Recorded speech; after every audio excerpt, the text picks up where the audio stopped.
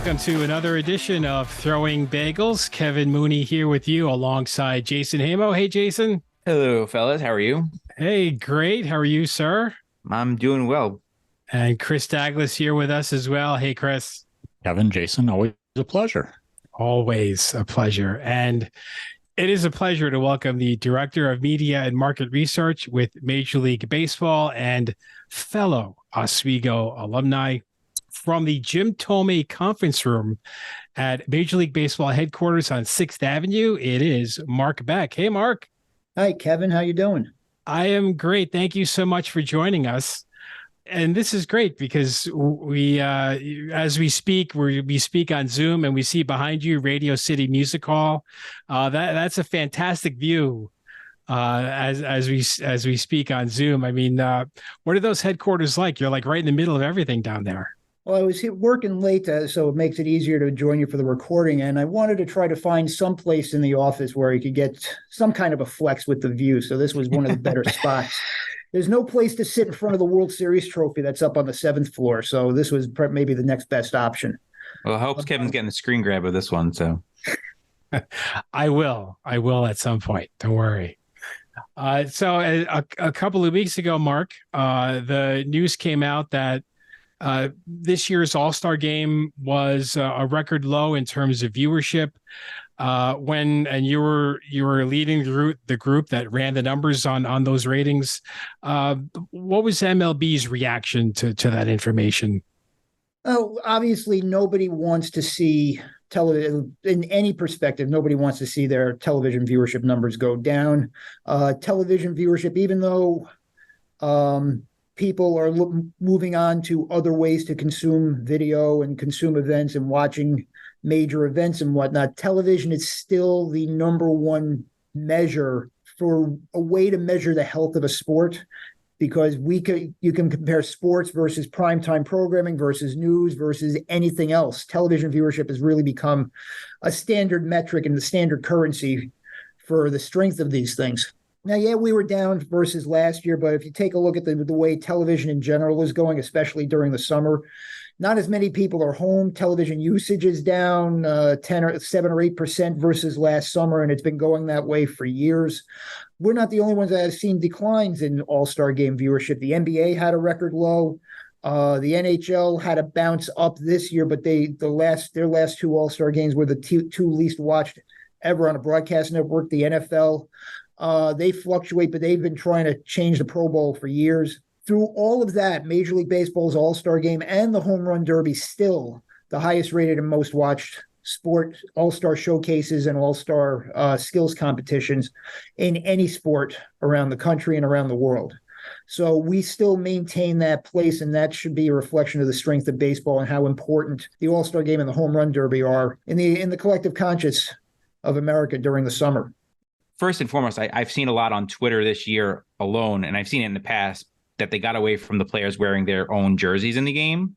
That used to be, they used to wear those practice jerseys during the Derby and all the other festivities, and then the regular jerseys. But is there any talk of trying to make any changes to the game?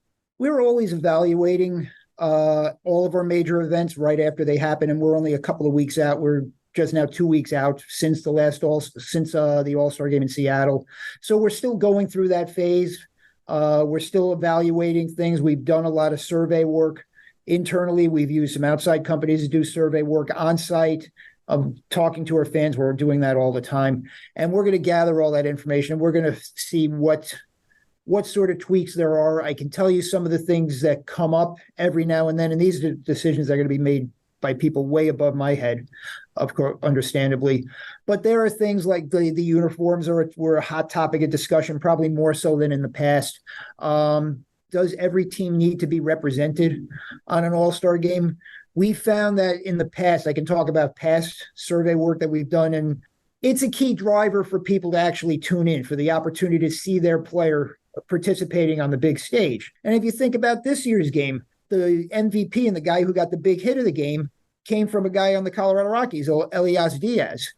I believe he was their lone representative. I don't have the rosters in my head completely memorized, but I believe he was their lone representative. And the folks in Denver, were thrilled to see their guy getting the chance to have that big hit there. If the Rockies having a tough season, if we restricted the rosters, would he have had that opportunity? Would we have hurt ourselves in some of these markets and being able to bring audience in? So that's a fair question to ask, and that's one that we're having all the time. Then you can get into the way the game is played. Do the managers pull players too quick? Should we require a starter to play 3 innings and things like that? Those are all among the topics that get discussed every single year. One thing I remember being a kid, pitchers would generally go, for starters, would generally go 2 innings for the most part. But one thing I read recently, I read an article, I think it was in The Athletic, I can't remember for sure, but they mentioned limiting the amount of starters for a team in the game, right? Like the Rangers and the Braves, they dominated the starting lineup this year, right? There was a lot from both teams. So, especially coming from Seattle, game in Seattle, Julio Rodriguez didn't get into game into 9th inning. Now he had a chance to win the game, and then Kevin mentioned this in his blog. And actually, Kevin, you might have mentioned this, and you might have mentioned it in your blog also. That I'm talking about it now. But yes. I thought I read it someplace else also. But limiting the amount of people can start from one team in the game, that's is that something that could be bandied about? It's an idea that we can talk about. I think just to correct you, the Rangers did not have 8 guys starting and the Braves did not have 6 guys starting, but it turned out that because they had a number of reserve players that were named as reserved as well. And the managers of the game, Rob Thompson and Dusty Baker, it just worked out that they all ended up being on the field at the same time. I don't think that was scripted in any sort of way. They all weren't all voted in by the fans who choose the starters, but it worked out that way. Could we cap the starters, the number of players from a team? Sure, we could. I guess without me knowing the labor implications with that, some of that's got to be CBA because there are guys that have clauses in their contracts relating to All-Star game appearance. I think there are clauses in contracts relating to All-Star game appearances, so that becomes a collective bargaining issue. As far as a cap on them, I mean, if 5 guys from one team get picked by the fans, I don't think it's in our interest to go against what the fans want if that's how we do the fan voting. Good on those 2 teams for having enough fantastic players on those teams and to be able to have that many players get named to the rosters. Right. I thought to let's say the fan at the time the All-Star game happened, the Milwaukee Brewers were in first place, and a Milwaukee Brewers fan is watching and they see 3 Braves and 3 Dodgers in the starting lineup, not one from Milwaukee. I think there was a reserve for the Brewers. So, I mean, I could see it's kind of frustrating for a fan of a first place team to tune in and not see any of their guys, in the starting lineup. I totally agree with that. And that goes into how the game is played because there's still these guys that get put into the starting lineups, whether it's good or not, they're going to be out in 2 innings so that we can get somebody else, so somebody else can go in to play the game. So in that way, you're increasing the opportunity for representatives from all clubs to be able to actually play in the game. I know, Jason, I say you're a Met fan. Kevin, you're a Met fan. Officially, I root for all 30 teams equally. Which is a complete lie, as Kevin can vouch for. But I mean, I'm sure you guys and I as well would have liked to have seen Kodai Senga get a chance to pitch in the game, but he didn't get in. I know this happened a few years ago, but I do like the idea of dropping the winner gets home field in the World Series. That was a smart move by MLB to drop that and to let the best team with the best record have home field. That was another thing that was a long point of contention for many, many years among fans. It was very polarizing. I can tell you from survey work that I had done on that in the past, it was almost 50-50. Wow. It really didn't go one way or another. It was like 50-50 or 55-45. It was very close because that sprung out of a couple of different things. The first thing, obviously, there was a tie in 2002. So we needed to have a way to come up with to get to a winner. And then there was the concern about players not caring so much about the All-Star game. You'd hear stories about guys that would show up and they wouldn't even stick around for the game. The dugouts would be empty by the 5th or 6th inning because all these guys had to caught their private planes going back home. So we wanted to come up with a way to try to place some reasonable stakes on the game to maybe make it more interesting for the fans and for the players. I understood the reason for it, the philosophical purpose of it that was bandied about for many, many years and then eventually dropped. What kind of trends have you seen, recently in terms of who's watching MLB games? We had heard, the younger crowd, 18 to whatever, 25 or 35, was falling off. But then I've heard recently it's actually starting to come back a little bit, it sounds like. And it was mostly, people our age and, our parents who are watching more games. What are the numbers speaking like recently? Well, Jason, you got that right. I don't want to use the line that we skew older. That's probably not. We try to not have that narrative. But let me bring that to the rules changes that we've instituted this year. Two of the changes we made in particular that we think have had a positive impact on the game. One is the pitch timer. Mm-hmm. Games took too long. We'll admit. We'll come straight out and say it. It took too long. You'd have pitchers that would throw a ball 45, 50 seconds, and then the next pitch would come. And it just got dragged out too long. 3 hours and 10 minutes was not optimal for Major League Baseball. It could happen every now and then, but that would be a function of a lot of action during the game. It was too long between when the ball was in play, when it was being pitched, when it was being hit, when there was stuff going on in the field. We've successfully cut that down. We've gone from close to 310 to now 235, 240 for a lot of games. That's what it was back in the 80s and the 90s, when you guys were younger, when I was younger. And I think that's had a positive impact on viewership, because if you can make you're more willing to commit to something if you have a better idea on how long that commitment is. And I think that's helped increase interest in the game. Second thing that we've done is relating to the base running rules, reducing the number of pickoff attempts, the larger bases has increased stolen base opportunities. There's a little more action in the game. And we've seen that translate into the skew of our audiences. Median age for television viewership has gone down a couple of years. It's still up there, but it's come down a couple of years. There's a higher share of our audience that comes from the 18 to 34s. MLB Network has seen an uptick in 18 to 34 and persons under 35 watching. That's pretty much the same across all of our network partners, except for TBS, which already was getting a younger audience. So there's some more, maybe getting an increase in the older viewers that are watching their games as well on Tuesday nights. But their overall viewership is up. So we think the rules changes have had a role in that in the slowly changing demographic of our fan base. And we know attendance is up all across the league. And I think that also plays into the rules changes and the pitch timer, because again, if you know there's a better chance of you sticking around for an entire game on a weeknight, you're more likely to buy that ticket. I was listening to a recent podcast, I think it was the Effectively Wild podcast, and they were quoted a few numbers that the night of the week that's had the biggest percentage increase in attendance is actually Tuesday nights. So it's a weeknight. You're more likely to go to a game if you know the game starts at 7:00. You're going to be out of there 9:30, 9:45. That's how it is for a hockey game. That's how it is for an NBA game. We're now in that realm as well. And to add to that, with the ghost runner rule, which I'm slowly coming around to, but the ghost runner rule in the extra innings generally prevents those 16, 17, 18 inning marathons that end at 2, 3 in the morning. There was something special about toughing it out through one of those, because when you go to a game, you knew that. I'll give you, for me as a fan before I got to baseball, and I'm one that personally is not a huge fan of the ghost runner. I hate using that term also. I like zombie runner, but I know what you mean. Man-foot man has been thrown around.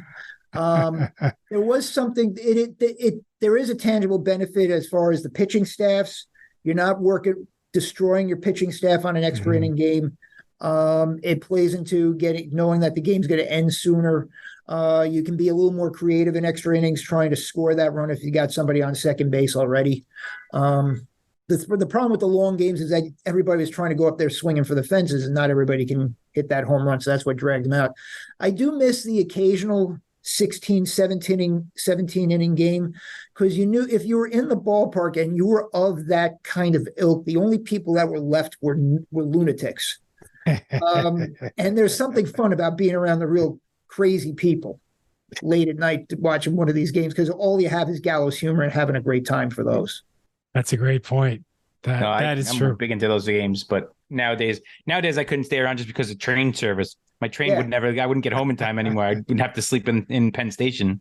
Yeah, now you can, which is nice. You can get out, you go to the ballpark at 7, you're out of there 9:45, 10 o'clock. You can make your connections and whatnot. Just like any job, like the three of us have, and you, Mark, you have a job as well. There's ups and downs in jobs. But what is it really like to work for Major League Baseball? I mean, it's got to be really cool. I'm a research guy, I'm a numbers guy, so it's playing with numbers. So I can give you the cynical stance for it.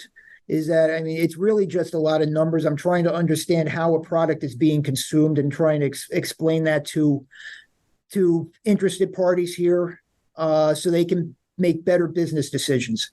My job is the same as somebody that's working on the Procter & Gamble account and working for Procter & Gamble on the Pampers account in Cincinnati.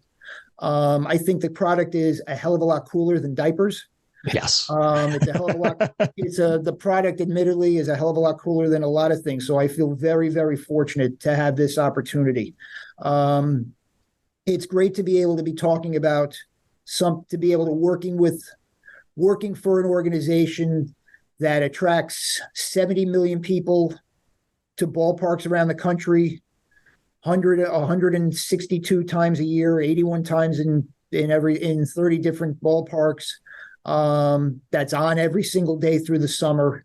It's something that I grew up on and I always dreamed about, having the chance to work for baseball. If it wasn't going to be on air, like Kevin did, like you guys, like some of us probably did, some people I worked with. I know Kevin got a chance to do the on-air stuff. Didn't work out for me, but I knew if this didn't work out, I wanted to be in a front office of a team or a league. And I got here, and I definitely feel very fortunate. Right before joining baseball, Mark, you were the manager of market research for the WWE. I mean, that must have been something to be a part of there. It was a similar job to here, pretty much. It was heavily television related. Mm-hmm. Instead of how was Fox Saturday Baseball doing, how was Raw and SmackDown, I think, just launched right around then. So it was Raw and SmackDown. Consumer behavior research, I do a lot of stuff here, same thing. What do people do with their time and money? And I give you the same exact answer. It was a cool product. It was fascinating that WWE was able to, it had a different audience than baseball, obviously. It was a younger audience.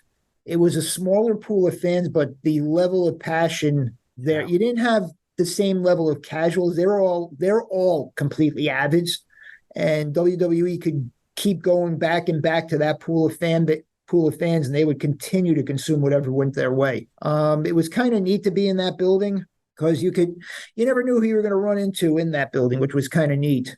I do recall I was taking the elevator down to go home to go get in my car in Titan Tower. I think that's what it was called then. And you step into an elevator and boom, there's Stone Cold Steve Austin. And you just look over to him like, hey, Steve, hey. Or I'm sorry, I'd say, hey, Steve. And you're like, hey.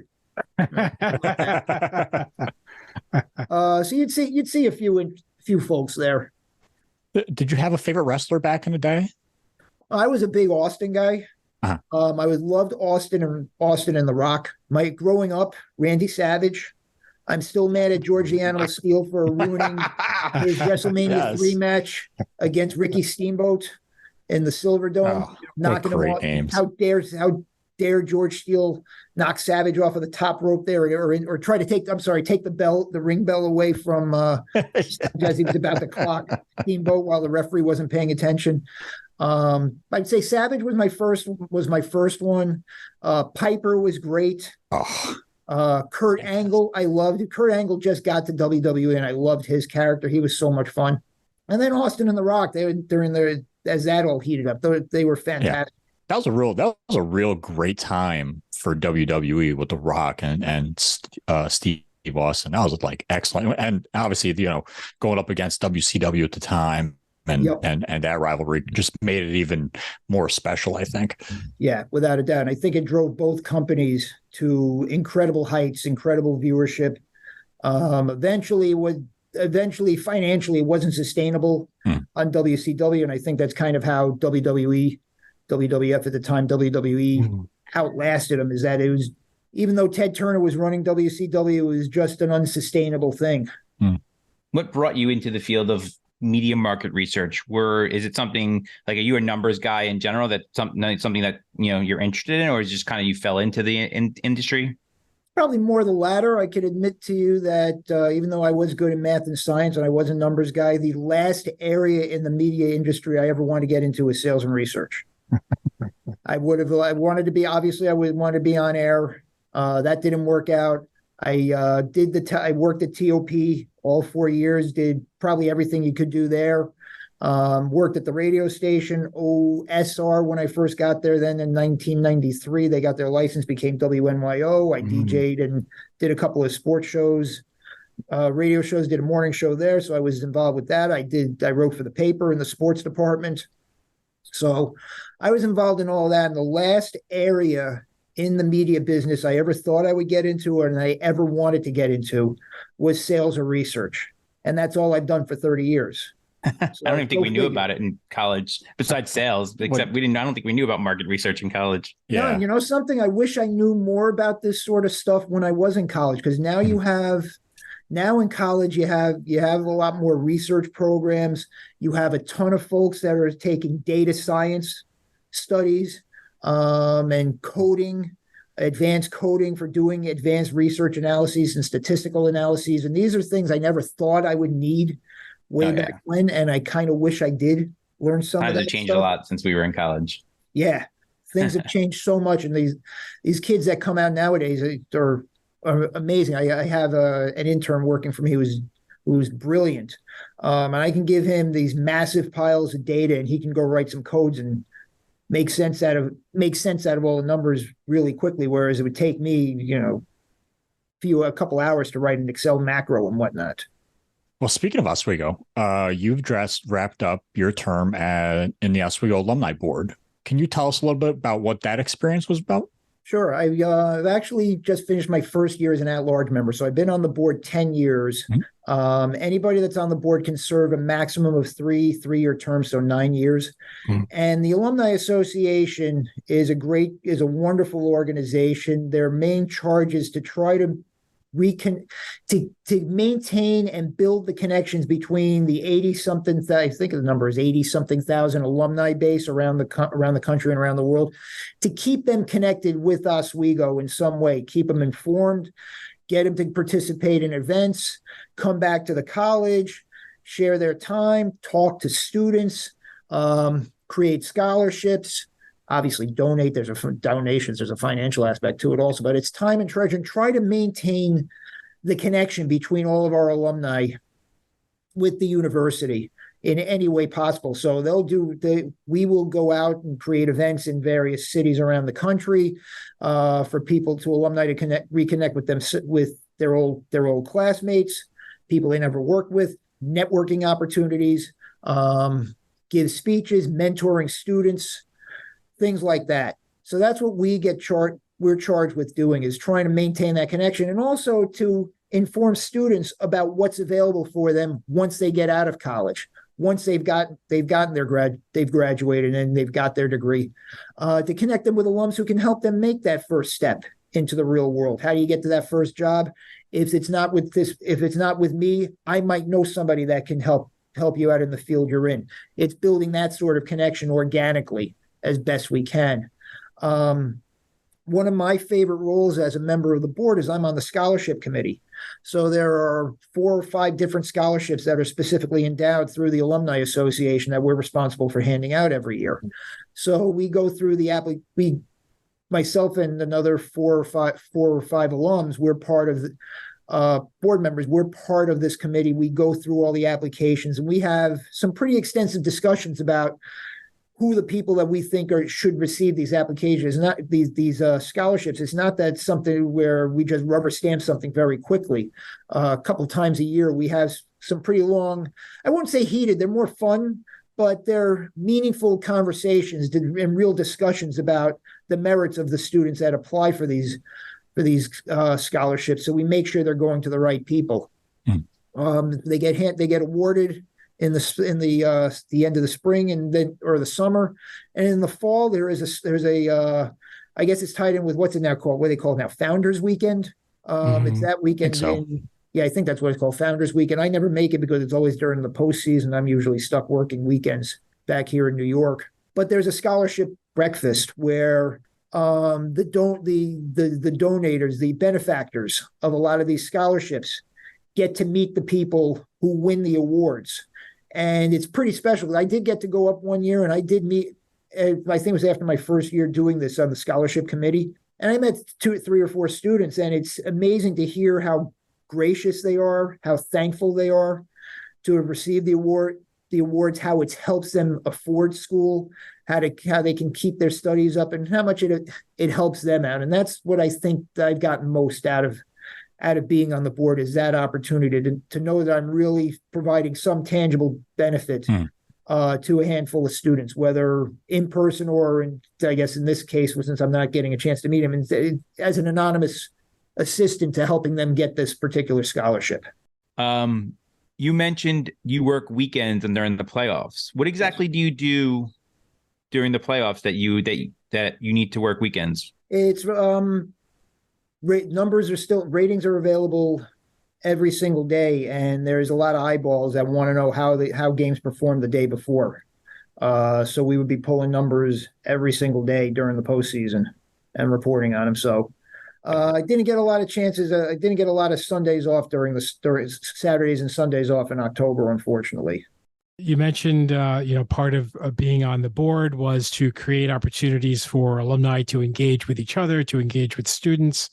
One element of that is coming back later this year during Founders Weekend. It's the Oswego Alumni Communications Dinner. And I remember, I think it used to be annual, like when we were students. And that was a great thing. And that's, Mark, how I met you. Yep. That's how we know each other, is from one of the alumni dinners. And those were always so much fun, like way back when. Oh, yeah. I haven't been able to make one of those in a long time. I think the year that I went to that scholarship breakfast, I think that was a comm dinner weekend also. Is going back, I don't know, 6 or 7 years or so, the last time I made it up there for one of those. The comm dinner was one of my first networking opportunities when I was a student there. And I do recall that somebody I met at one of those actually helped me get connected, not at my first job, but connected to my second job in New York City back in 1994 when I left a television sales firm to join Nielsen Media Research. There's another Oswego alum there who I met at one of these comm dinners. And that's how that connection made. It was a couple of years later that I met, that it took me to get over there, but he helped me out. And I've always tried to, in some way, try to pay that forward whenever I can, try to help people get connected. They do a networking fair. The Alumni Association does a networking fair down here in New York. And when I've met a couple of folks there that I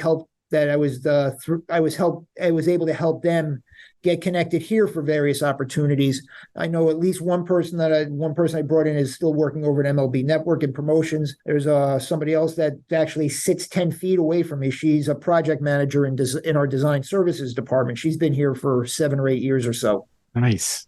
Talking about Oswego, what brought you there? Were you interested in Oswego? Did you just kind of check it out one day and were like, oh, this is a really cool school. I think I like it. I'm assuming it wasn't in the middle of the winter when you went up and visited, but it was actually in February of 1989. Ooh, it was. Believe it or not. Wow. Before 481 was 481 between Fulton and Oswego was wide into 4 lanes. It was still 2-lane road at that point. Oh man. Yeah, actually, I applied to a handful of schools, all within New York State. 3 SUNYs, 3 privates.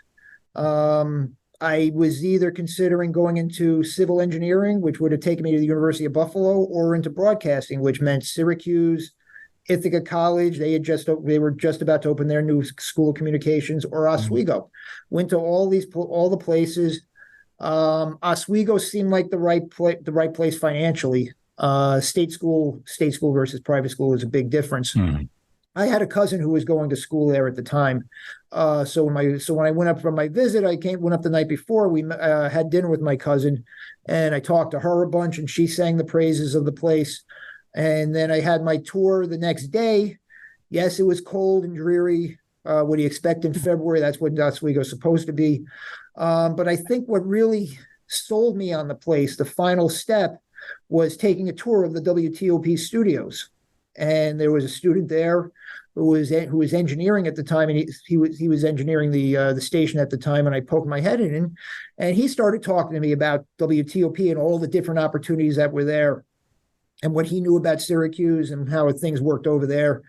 And it was the opportunity to get to the school, and day one, you can be doing real stuff at that station. You can be working a camera. You could get on air, engineering, everything else, day one that you're there. And that was a big selling point to me.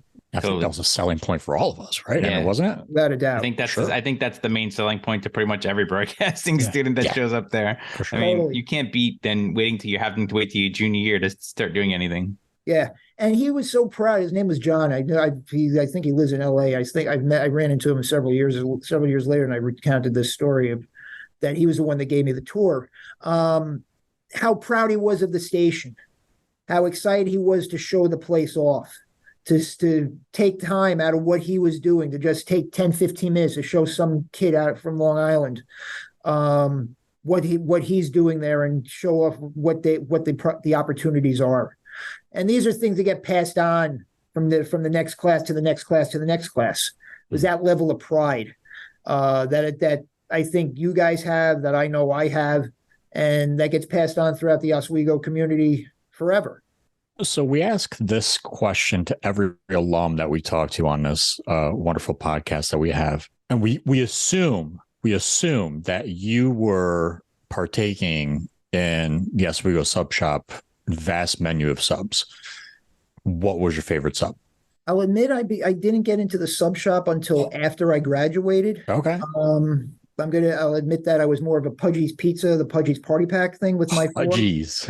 32 slice sheet pizza, 2 liters of soda, and 2 dozen wings for like $20 or whatever. Nice.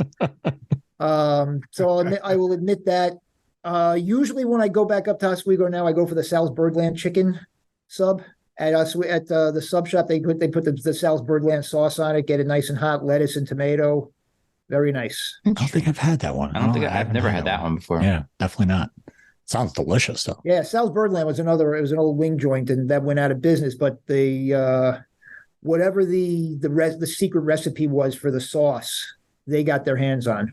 It's like spicy. Is it like hot sauce? Kind of like a spicy honey mustard. Interesting. It was very good. They were Sal's Birdland wings, which used to spawn. Which here's a funny story. Sal's Birdland wing joint used to I don't know if this was going on when you guys were there. TOP twice a year would do a movie marathon. Mm-hmm. Oh yeah, and we would do bits in between each movie to kill time. And one of the things that we did for a couple of years was the Sal's Birdland chicken wing eating contest. Of course, which would always be like, I don't know, midnight, 1 a.m. or so. Sometimes ended in some unfortunate results afterwards, if you know what I mean. But it was great fun without a doubt. Made for good television. I think we did a couple wing. We did a couple things like that. I don't remember exactly what they were, but we definitely did a few things similar to that. I remember watching a few movies where there were, racy parts, and you would see the tape stop and rewind and then go back and play that part over again. We would never do such a thing. Never. I was engineering that night. That's funny.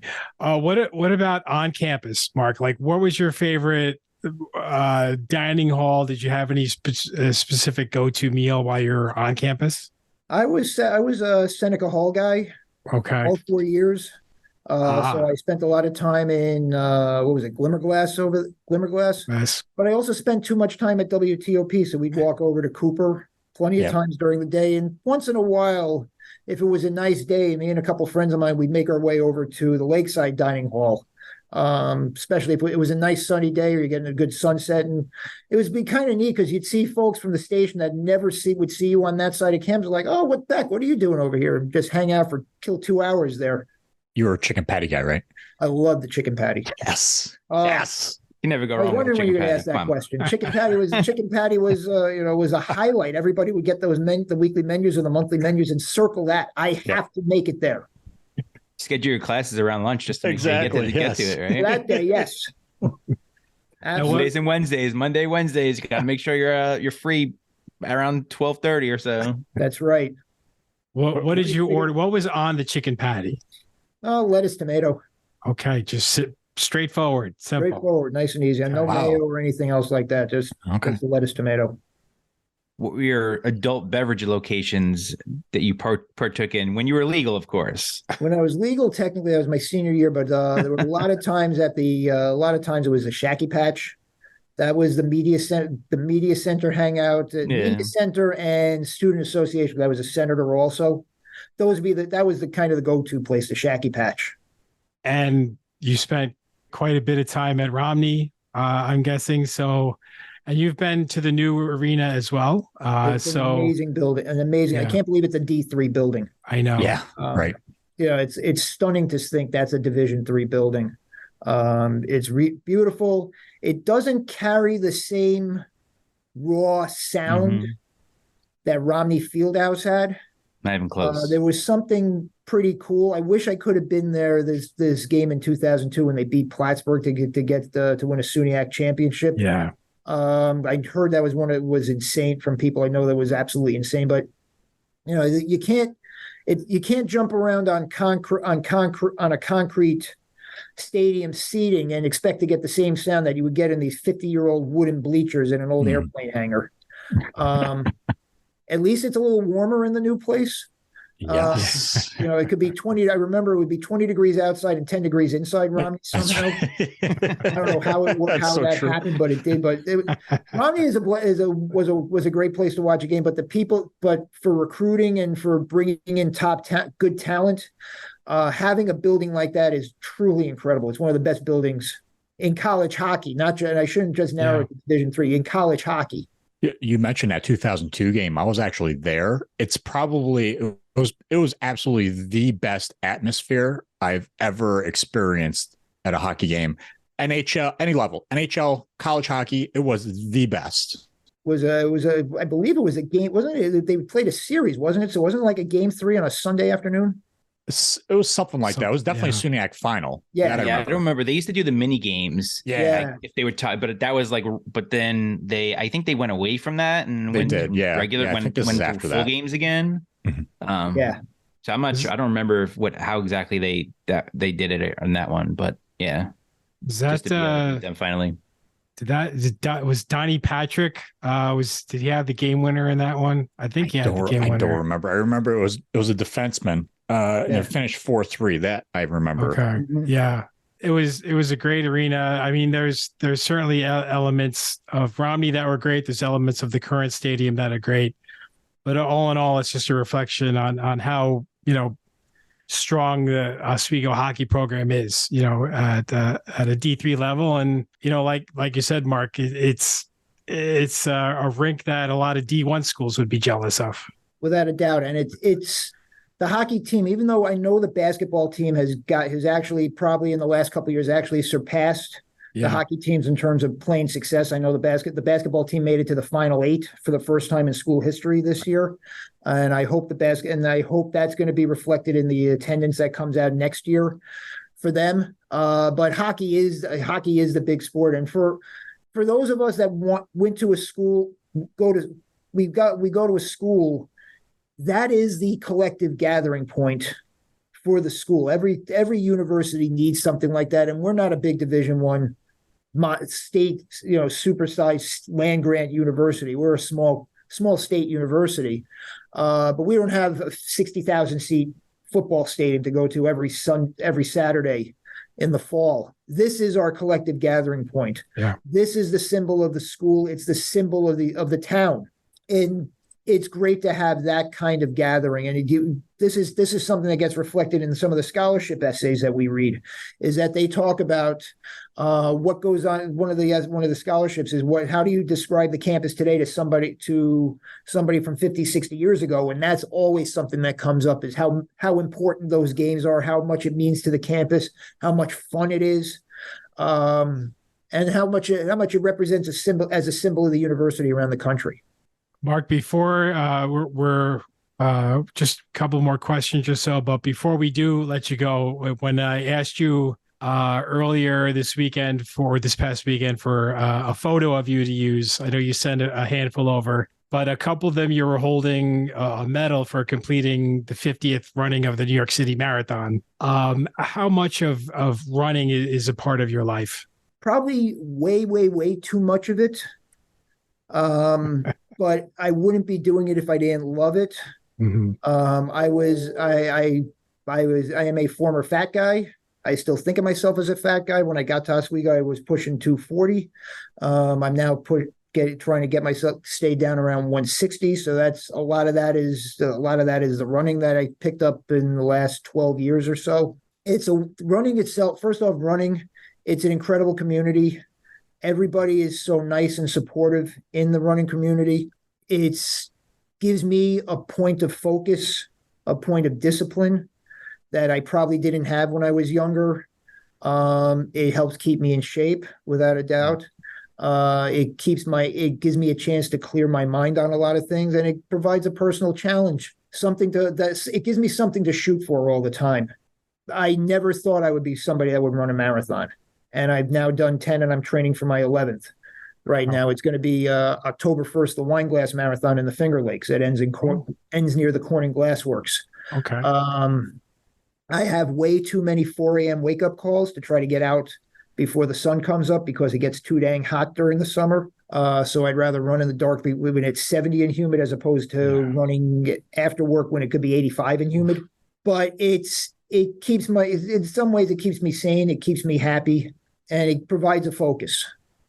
How do you approach a 26-mile marathon? I can tell you out of this current cycle, I have no freaking idea because my training has not gone as well as it has in the past.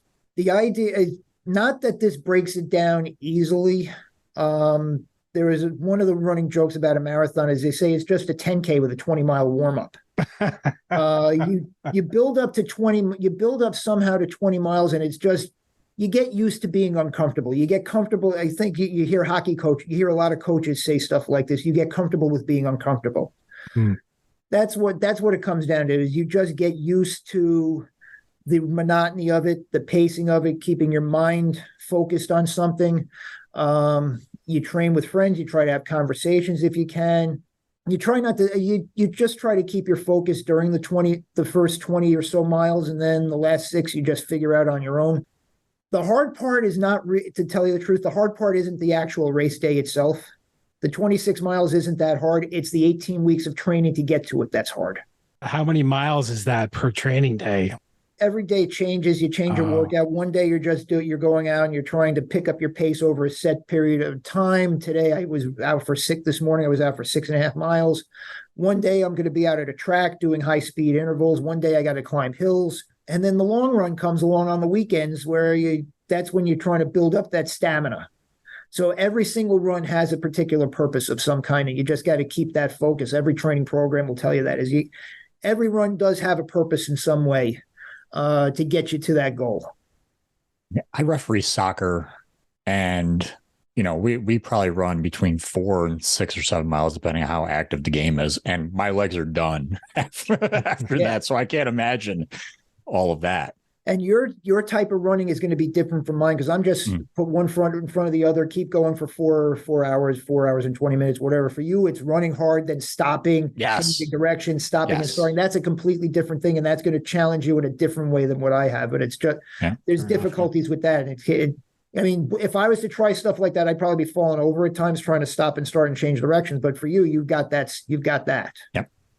Very true. I mean, my wife has run a marathon. I have a ton of friends who have run the marathon, New York City Marathon. The most I've done is a half. I don't know how. I don't see how to do a full marathon. I'm like, my wife keeps telling me you should do it. I'm training again. And I'm like, I don't want to run on 2 half marathons. Like I ran one. Like I ran multiple half marathons. 13 miles is a lot. Half marathon is a fantastic distance, because once you've done one, it's actually it's a manageable distance, which I know it sounds weird to say that, but it's something you can train for, and it's something that's manageable. It's depending on your speed, it's 2 hours, 2.5 hours, an hour and 45, depending on how good of a runner you are. But it's something that's manageable. Depending on the race, it could be a hell of a lot of fun, depending on which ones you've done. Yeah. The New York City Marathon is something different. It's a completely different animal from any other one around the country. I'm sure around the world, it's a completely different animal from the start to the end. Outside of the times you're on the Verrazano Bridge or the Queensboro Bridge, it's pretty much wall-to-wall people the entire way. half of them have crazy signs. Half of them, everybody's out partying. There's lots of noise along the way. There's bands along the way. And for me, I'm born in Queens. I grew up on Long Island. I've been living in New York City. This is home. And doing it on your home through the city, your home city, this city is something spectacular. It is so much fun to be out there cheering. It's so much fun to be out there cheering. And that's what really got my bug as I started cheering during the marathon. It's so much fun to be out there cheering. It's so much fun to run that race. It's a long race. It's one of the hardest courses because it's very hilly. It is such a blast to be part of it. I've been in Queens for the marathon, in like Long Island City, cheering people on. I've been on First Avenue up in the Upper East Side. And I've been on Fifth Avenue. And it's crazy because everyone tells you, you come across that bridge into Manhattan on the Queensboro Bridge, and it's like a whole new world. Like Queens is great, and the people in Queens are great, but you come up First Avenue, and then you're getting cheered upon the whole way. Then all of a sudden you cross over into the Bronx, and there's like very little people there. Yeah. And then you come back across again, and then all of a sudden there's like people everywhere cheering for you, and you're going down Fifth Avenue. It's a sight to behold. Without a doubt, and you need that support. You really do. There are times when you need that support where you think you're done, but you don't want to be seen walking in front of all those people, and that can keep you going. And let's not forget that the New York City Marathon is run by an Oswego grad. That is. Ted Metellus. Ted Metellus, class of 1997. Somebody you should try to get your hands on. We've tried. For one of these. I've met him a few times. He's spoken at my running club in Queens before. A really nice guy. He's very busy. He's tough to get a hold of because he's out at every race on Saturdays, and he's got a lot of stuff going on during the week. He's the race director. I think I forget his title. Race director of the New York City Marathon and vice president of special events, something like that. But a really good dude. I just want to let you guys know I have looked up the Oswego-Plattsburgh game from 2002-2003.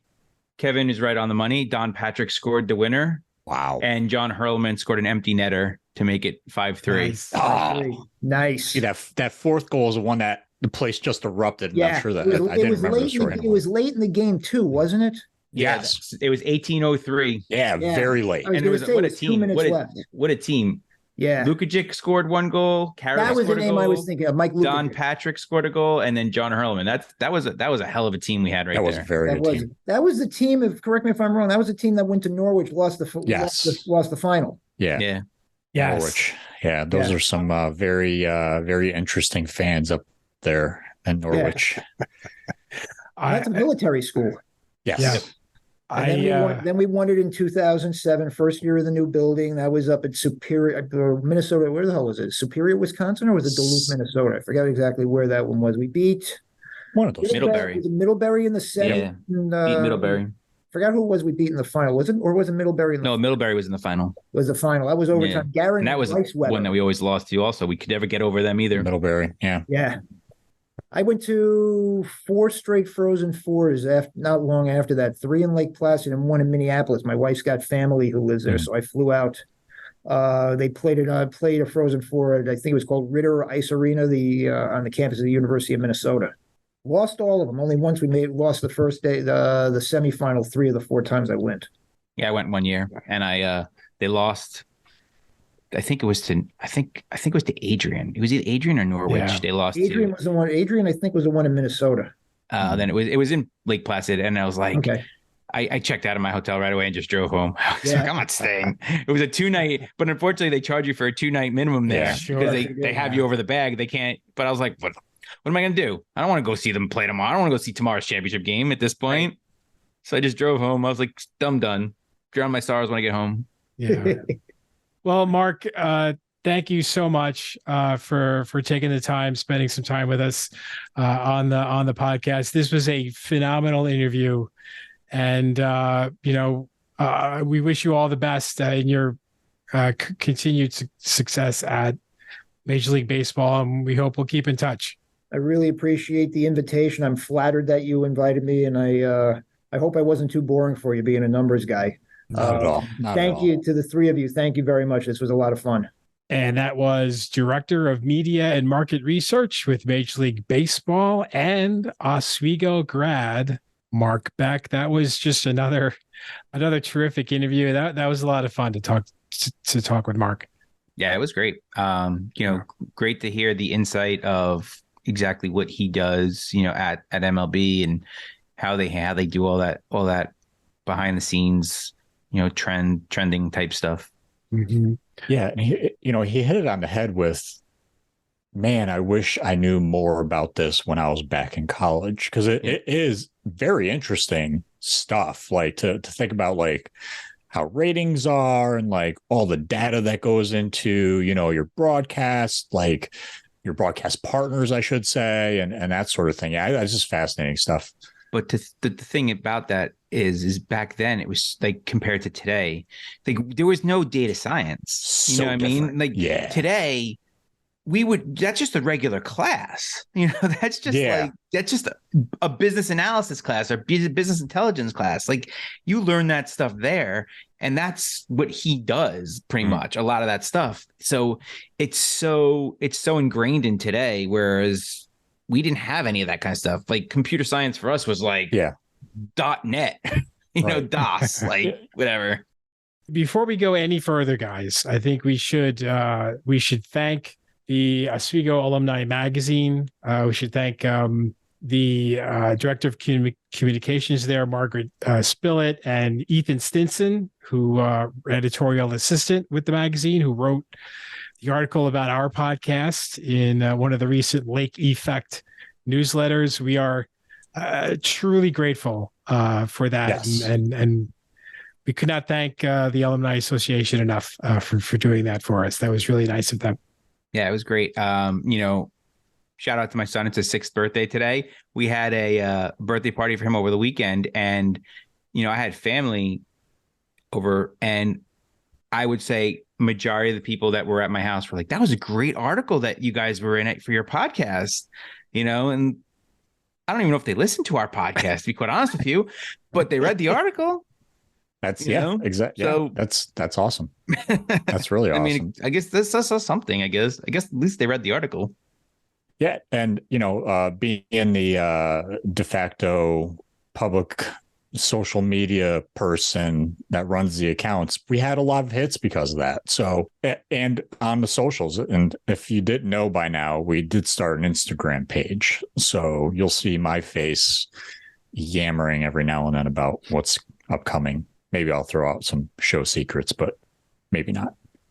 But thank you to the Alumni Association. Really appreciate it. Yes. Yeah. Very much appreciated. Right. Not only Insta, right, Chris? We also have a Threads account. We do. Yeah, we do. Okay. That's attached. That's attached to the Instagram. I call it the gram. I don't know if that's accurate anymore or not. I don't know what the kids call it these days. It's like on the line. It's and now Twitter is no longer Twitter. It's X. The hell is that? I don't know. Come on, Musk. Don't even. Let's not even go there. Well, we'll just say that our logo on our Squarespace page is going to remain the bird. That's right. For as long as Squarespace allows it to remain. Exactly. Yes. Until they change it on us, it's not going anywhere. Well, speaking of Twitter, I found this wonderful little tidbit, courtesy of Front Office Sports. And if you've been living under a rock in the sports world, then you would know or not know that Saudi Arabia is really getting into sports, huh? They're just dishing out money. We dare talk about that way into sports right now. So apparently, Kylian, they've offered out. So the club in Saudi Arabia, Al Hilal, has offered Kylian Mbappe. This is just a salary, $776 million to play for one season. For one season, that does not include the 300 whatever $million that for a fee to Paris Saint-Germain from Al Hilal. That's over $1 billion for one player. That's crazy. For 1 year. For 1 year. How many games is that? It depends. I mean, in the Saudi league, they're probably playing 30, 35 games. Okay. Yeah, but dude. No, I just don't get it. For someone like him, like, all right, let's take his perspective for a second, right? it's almost impossible to walk away from that kind of money, right? Like it's almost impossible. But at the same time, you're almost like selling your soul.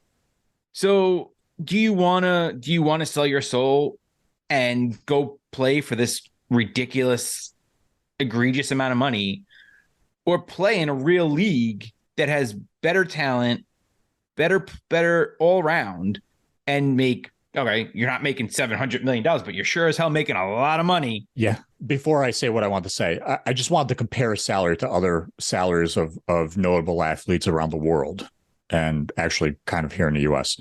LeBron James, all-time NBA earnings, $531 million. Patrick Mahomes, deal through 2031, $494 million. The Arizona Coyotes are only worth $450 million. The Mets payroll is $367 million. Okay. And the NFL salary cap, just for comparison, $225 million. Okay. $776 million for Kylian Mbappe. So Steve Cohen wouldn't shell out that money. No, not even close. He doesn't have that money. Dude, he doesn't have Saudi Arabian money. No. Saudi Arabia is trying to, quote unquote, normalize itself as, this country where everyone is welcome except for LGBTQ. Come on, man. No one's getting fooled by this. I mean, it's just a marketing ploy. They're not going to get Kylian Mbappe. I can't see him going there. I can't. He's 24 years old. I mean, Ronaldo did it. So Ronaldo's 37, 38 years old. I understand that. And no one wanted him. He was negotiating with MLS to play before he did his deal with I don't remember what club he's playing for in Saudi Arabia, but he was going to try and get a deal here in MLS, and that didn't work out. And Saudi Arabia is not at the level of MLS. I don't care what Ronaldo says. It's not. There are so many more better players in MLS than there are in Saudi Arabia. No offense to the Saudis that play in that league, but it's just not at the same level. Our website has gotten hits from Saudi Arabia, so you should be. Listen, they're on to you. They know what they did.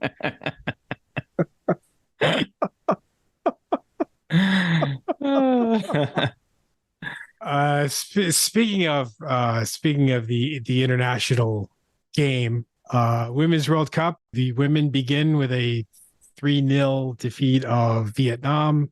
They move on at the time you're listening to this. It'll be Wednesday. Later tonight, Wednesday night, they will take on the Netherlands, which pulled out a 1-0 victory over Portugal.